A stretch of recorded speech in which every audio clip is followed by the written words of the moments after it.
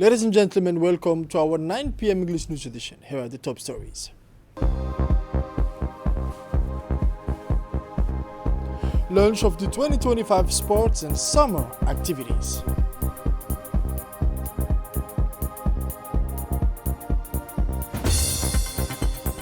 For the international news, Iran responds with missile attacks against Israel. The details in this news edition. Welcome to our newsroom, ladies and gentlemen. The President of the National Assembly, His Excellency Dileita Mohammed Dileita, held successive meetings yesterday with high-level dignitaries. First, in the late afternoon, the Dileita Mohammed Dileita met with His Excellency Mr. Iwaya Takeshi, Minister of Foreign Affairs of Japan. The high-level discussion addressed major regional issues of peace and stability in the Horn of Africa, as well as the strengthening of strategic partnerships between Djibouti and Japan, particularly in the areas of maritime security, education, energy, and development aid. Both parties discussed regional and international challenges, reaffirming their shared commitment to the principles of peace and stability. The President of the Djiboutian Parliament commended Japan's commitment to the development of security in Africa in general and more specifically in our region, which faces multiple conflicts. On the occasion, the Japanese minister congratulated the head of state, His Excellency Al-Hajj Ismail Margele, for his effort in promoting peace and stability in the Horn of Africa and his capacity as the current chair of IGAD. Mr. Iwaya also extended his warm congratulations and encouragement to his former Djiboutian counterpart, Mr. Mahmoud Ali Yusuf, for his outstanding election as chairperson of the African Union Commission of last February. The State Secretary for Sport officially launched the 2025 summer sports activities this Friday afternoon with a vibrant parade featuring delegations from various national sports federations. This inaugural event took the form of a large popular march stretching from the surroundings of the Hassan Guled Abtidoune Stadium to the Angela roundabout, bringing together all the key players in Djibouti sports sector. Held under the high patronage of the Secretary of State for Sport, His Excellency Hassan Mohammed Kamil. The ceremony was attended by several prominent figures, including the Honorable Member of the Parliament, Ali Shadiri, the Secretary General of the State, Secretary Mrs. Khadija Ibrahim Idris, President of Sport Federation, local elected officials, and many other stakeholders of the national sports movement. This march was highlighted by an impressive display of motorcycles, adding a spectacular touch to this festive and unifying event. Through this symbolic march, the State Secretary for Sport aimed to send a strong message. Summer 2025 promises to be more dynamic, inclusive, and filled with sports initiatives than ever before for the benefit of Djibouti's youth. The State Secretary for Sports extends its sincere thanks to the armed forces, particularly the National Gendarmerie, the National Police, the Coast Guard, and the Navy, for their unwavering logistical and security support, which ensured the smooth running of this event. The State Secretary for Sport, His Excellency Hassan Mohammed Kamil, received in his office a group of second-year biochemistry students for the University of Djibouti. These young students engaged in underwater training were accompanied by their instructor, Mr. Jean-Michel Roux, a recognized diving professional and expert in the field. The purpose of the meeting was to request logistical support, particularly access to the national swimming pool, as part of their preparation for introductory swimming and diving sessions. Mr. Jean-Michel Roux explained that this activity is part of a broader scientific project conducted in collaboration with the Swiss Federal Institute of Technology in Lausanne. The State Secretary commended the dedication of the students and their mentor, highlighting the importance of such vocations in a country blessed with exceptional yet fragile marine biodiversity. And now the independence, the caravan of festivities marking the 48th anniversary of independence of Djibouti set up its stage in the heart of Arhiba. The Community Development Center hosted a vibrant and festive evening filled with musical performances and patriotic songs. Organized by the Ministry of Youth and Culture in partnership with the National Union of Djiboutian Women and the local municipalities, this festive stop highlighted the values of the national unity and patriotism. The goal of this caravan are clear: to celebrate independence in a spirit of festivity, sharing, and unity. The evening was honored by the presence of 7 members of the parliament, the president and vice president of the Bulaus municipality, the president of Balbala and Razdika municipalities, local elected officials, representatives of the UNFD, many young people, and other distinguished guests.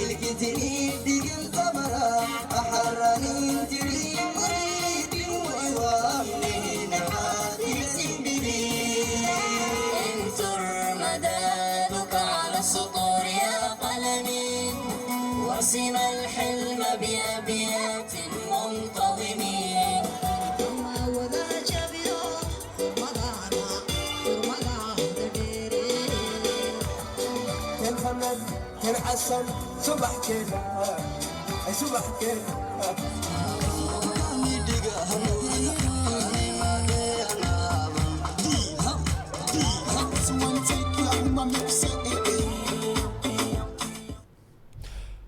And now the caravan made a stop in the Ali Sibih region, the Asajuk region, reaching the foot of the majestic Mount Areh yesterday.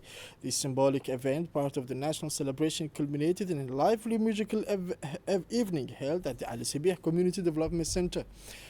Welcomed with cheers by the local population, the caravan embodied the spirit of unity and patriotism that defines the nation. As the night fell, the Ali Sibih CDC became the epicenter of celebration. Local artists and performance groups delivered vibrant show, blending traditional rhythms, captivating the audience. Youth, local authorities, and hundreds of citizens gathered to dance and sing, demonstrating a shared enthusiasm for the national festivities.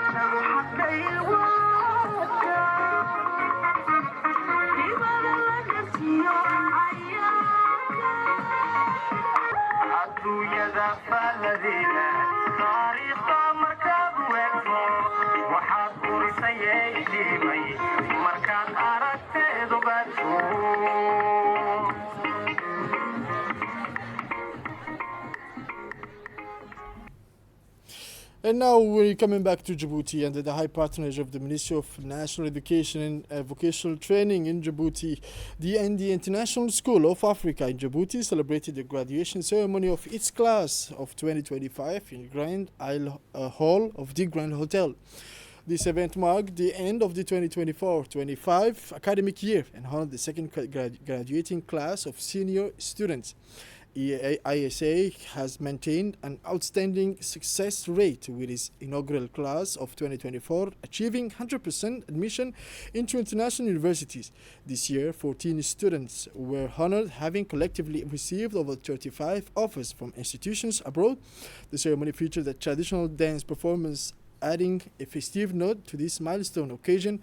Committed the providing high-quality education, ISA also highlighted the achievement of its students in an international competition held in Dubai. The result from the NWEA assessment shows steady progress among the year 14 students. Over 4 years of international benchmarking, they consistently exceeded performance standards. Despite the challenges faced, including rumors of closure, ASA remains steadfast in its mission and commitment to its students. The graduation ceremony served as a moment of reflection, celebrating achievements while acknowledging the hardship endured. The values of identity of ASA will endure beyond its closure.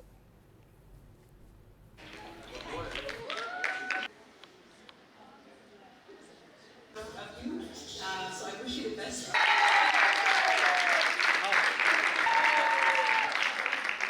Class of 2025 is our Graduation.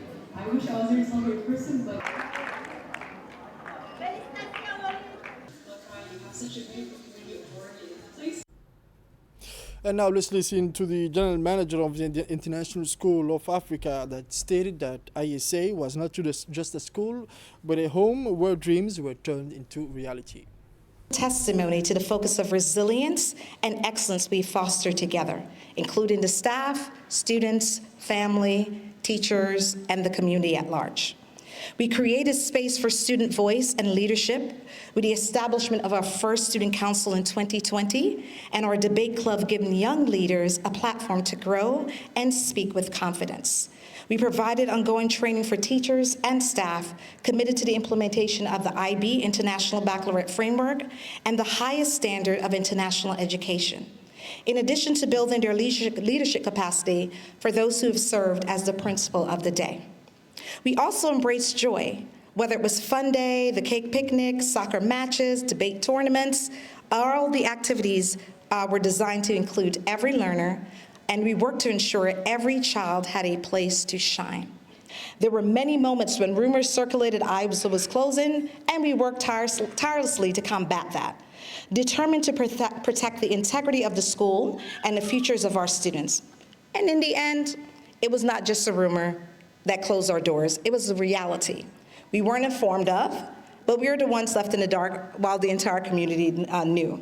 Still, regardless of that, through uncertainty, we did not waver. We focused on what mattered most, our students. And now, as we close the chapter, it is natural to grieve what was lost. Much will be said.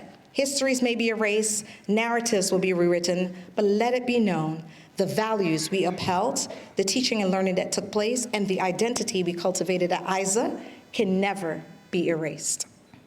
To the class of 2025, you are the last to walk this stage, but you walk in holding this legacy of every class before you. Take it with pride. And now the ANPH organized today a closing ceremony marking the end of a sewing training program held at the training center of the Protestant and Evangelical Church of Djibouti. This 8-month training benefited a group of 10 women living with disabilities or affected by disabilities. This initiative is part of a third cohort sent by the ANPH in its mission to promote economic empowerment and inclusive entrepreneurship. The program aimed to strengthen the technical skills of the participants in sewing while providing them with the necessary tools to start an income-generating activity. The closing ceremony featured the official presentation of completion certificates to the graduates, recognizing their commitment and perseverance throughout the course. Additionally, complete sewing kits were distributed to enable them to immediately begin their professional activities. Pastor Pierre Thiam, director of EPET Center, said that this program reflects the shared commitment of social, religious, and institutional actors to promote a more inclusive society where every citizen, regardless of their condition, can contribute to the country's development. And now the acting director general of ANPH stated that this initiative is a part of the third cohort sent by ANPH as part of its mission to promote economic empowerment and inclusive entrepreneurship. Now, the Djiboutian Football Federation officially announced on Wednesday the appointment of a French coach, Stéphane Nadeau, as the head coach of the senior men's national team A. He will be assisted by his deputy, Anthony Rimasson. This decision aligns with the strategic vision of Mr. Suleiman Hassan Waberi, president of the FDF and member of the FIFA Council, whose ongoing commitment to the development of Djiboutian football continues to bear fruit. Former coach of the Moroccan club Renaissance, Zemamra, Stéphane Nadeau brings solid international experience, particularly in training and managing national teams. His mission will be to continue to the work already underway and to inject new energy into the national team. The two French coaches were officially introduced to the press during a conference held at the National Technical Center in the presence of the Federation President and several local football stakeholders. And now, in his word, the president of the Djiboutian Football Federation stated that with this new technical team, the federation reaffirms its ambition to raise the performance level of the national team and to establish Djibouti among the rising football nations in Africa. And now in Tadjour, after 5 months of intensive activities, the cataract surgery caravan organized at the Tadjour Regional Hospital by the medical team of the GX Foundation officially concluded this Wednesday during a ceremony filled with gratitude and emotion. Presided over by the prefect of the Tadjour region, the closing ceremony brought together key local health and administrative authorities. The prefect praised the exceptional commitment of the Chinese teams and expressed his deep gratitude for their invaluable contribution to improving visual health in the region. This campaign has brought new life to those who had lost hope, declared the prefect during his speech. At the end of the ceremony, an honorary dinner was offered to the Chinese medical team, reflecting the warmth of Djibouti's hospitality and the popular recognition of this exemplary medical humanitarian partnership.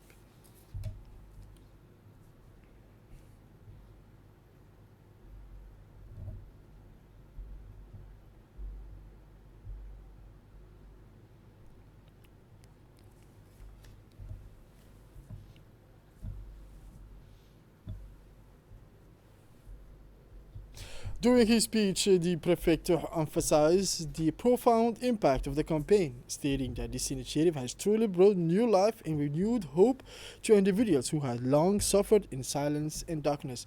For many, it has been a transformative experience, restoring not only their vision but also their independence. For the international news now, as I mentioned on the title, at dawn on Saturday, Iran carried out a large-scale missile attack against Israel, resulting in at least 3 fatalities and nearly 175 injuries. Significant destruction was reported in the Tel Aviv area. Iran fired 6 volleys in rapid succession, targeting several regions, including the north of the country. Israel media sources confirmed 2 deaths in Rishon, south of Tel Aviv, and a woman killed in Ramat Gan. The missile strikes led to the complete destruction of 9 buildings. In retaliation, the Israeli Air Force launched a series of strikes against positions inside Iran. According to Iranian media, 2 shells hit Mehrabad International Airport in Tehran, causing fires, while Iranian authorities announced the activation of their air defense systems. This is it for this 9 p.m. English News edition. Thank you for watching. Stay tuned for more on RTD.